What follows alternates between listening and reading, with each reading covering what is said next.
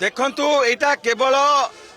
Educational system रो failure नुह ये गोटे जातीय लज्जा नेशनल सेम एवं जोटा भारत वर्षर सबुठारु इम्पोर्टेंट कॉम्पिटिटिव एग्जाम सेथेरे थरे नुह चारि चारि थर ए भलिका क्वेश्चन पेपर लीक होउची एवं परवर्ती समय रे एमाने एग्जाम को बातिल करूचंती। ये को एग्जाम जो एग्जाम होउची गोटे single gateway to become doctors तो ए भलिका एग्जाम रे एमाने ए भलिया खामख्याली करूचंती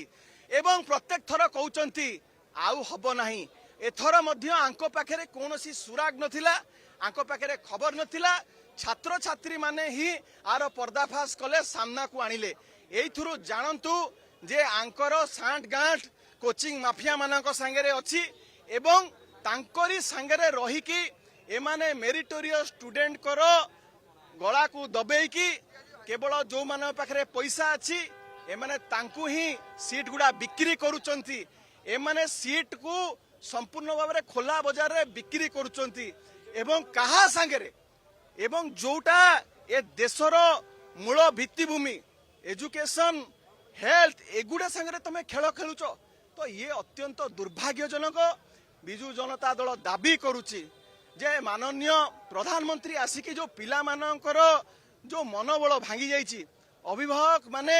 आज जो भली भाव भांगी पड़िचंती तांकर मनोबल को बढ़ातु, तांकर कॉन्फिडेंस को रिस्टोर करंतु एवं माननीय प्रधानमंत्री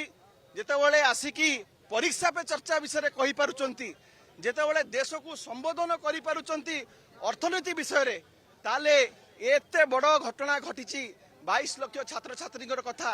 ए विषय रे काहेकि वर्तमान सुधा प्रतिक्रिया रखी नांती एवं केंद्र शिक्षा मंत्री ये थरे नुह दिथर नुह तीन तीन थर हो गला गोटे रोबस्ट मेकानिज्म करिया दरकार। गोटे एरर फ्री परीक्षा किपरि भाव रे हेई पारिबो ता पई आंकर